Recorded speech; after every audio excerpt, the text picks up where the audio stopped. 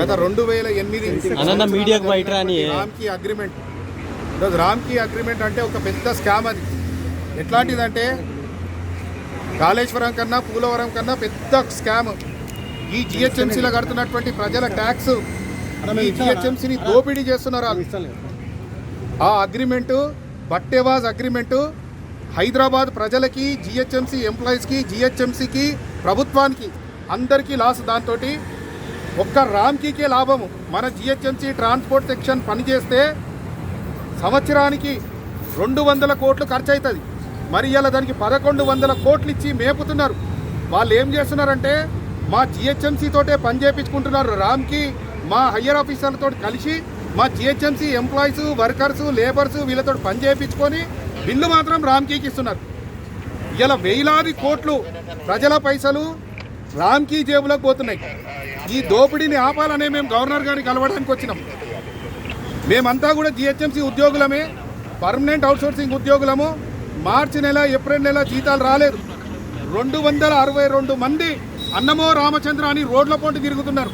వాళ్ళకు ఉద్యోగాలు తీసేసిర్రా, పెట్టిరా, వాళ్ళ జీతాలు లేవు, ఏం లేవు. మిగతా ప్రతి ఒక్కరిని ట్రాన్స్పోర్ట్ సెక్షన్ని రకరకాలుగా తీసేసి పక్కన పెడుతున్నారు.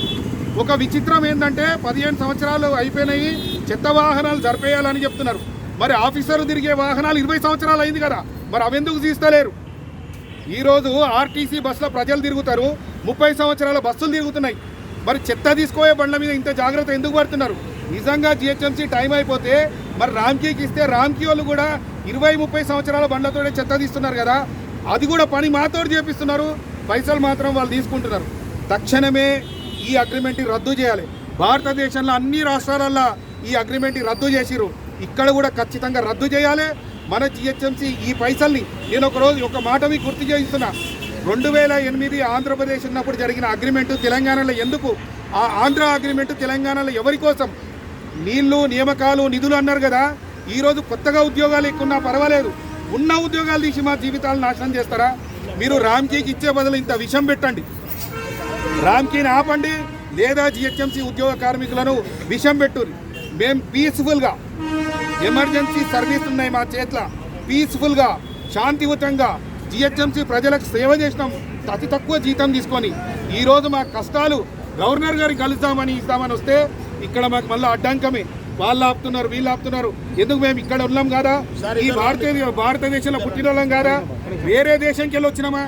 మా కష్టాలు అర్థం చేసుకోమని ఒక రిప్రజెంటేషన్ తీసుకొని వస్తే ఇక్కడ కూడా మాకు అడ్డంకమే. పేదోళ్ళని కలుస్తేందుకు ఎవరికి ఆలోచన లేదా? పేద కార్మికుల 15,000, 14,000 బతుకుతున్నారు, అది కూడా ఆపేస్తే వీళ్ళు ఎక్కడ పోవాలి? ఇలా ప్రభుత్వం ఆలోచిస్తలేదు, జిహెచ్ఎంసీ ఆలోచిస్తలేదు. మొత్తం 5 మంది చచ్చిపోయారు సార్. ఇంతకుముందు 2 చచ్చిపోయారు.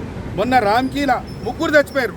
ఈ రామ్కీలో ఏం చేస్తున్నారంటే యూపీ, బీహార్, ఒరిస్సా అక్కడి నుండి తీసుకొచ్చి ఇక్కడ పుట్టినటువంటి భూమి బిడ్డలను, ఇక్కడ హైదరాబాదు వారసులను ఇలా కడుపుగొట్టి వీళ్ళని చంపేస్తుంది రామ్కీ. దయచేసి ఈ రామ్కీని రద్దు చేయర్రి, ఇమీడియట్గా రద్దు చేయర్రి. జిహెచ్ఎంసీని కాపాడుర్రి. కరోనాల కష్టాలల్లా, తుఫాన్లల్లా, కన్నీళ్ళల్లో పనిచేసినటువంటి జిహెచ్ఎంసీని గుర్తుపెట్టుకోరి. 2004లోనే ప్రపంచంలో ఎక్కడా లేకుండా క్లీన్ అండ్ గ్రీన్ అవార్డు తీసుకొచ్చినటువంటి ఈ జిహెచ్ఎంసీ ఉద్యోగ కార్మికులను గుర్తించి ముఖ్యమంత్రి గారు, గవర్నర్ గారు వెంటనే రామ్కీని రద్దు చేయాలి, జిహెచ్ఎంసీని కాపాడాలి. దీనివల్ల జిహెచ్ఎంసీ ప్రజలకు లాభం, ఉద్యోగులకు లాభం, జిహెచ్ఎంసీకి లాభం. తప్పితే రామ్కీతో ఎటువంటి ప్రయోజనం లేదని మీ అందరికీ కూడా చెప్తున్నా. మీడియా మిత్రులందరికీ కూడా ఈ విషయాన్ని అందరి దాకా చేర్చే వరకు మీకు దండం పెట్టి రిక్వెస్ట్ చేసి మరీ చెప్తున్నాను. Thank you.